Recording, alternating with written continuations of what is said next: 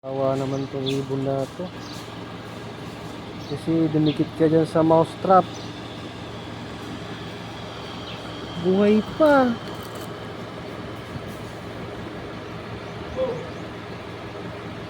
Ano gagawin yun, ano? Uy. Nawalan ko na kaya. Kaawa naman. Buhay pa. Dumikit ka kasi sa mouse trap eh. Mukhang matagal na. Wala na, mabubuhay ka pa ba yan? Oh. Awa ka naman, Brad. Ha? Makulit tayo. Kaya nga eh. Ang dami mo kasing ano, oh, kaawa ka naman. Ah, yan oh. Mouse trap. Tayo na. Awa ka, paano ka pa makaka-survive niyan? Ay nako.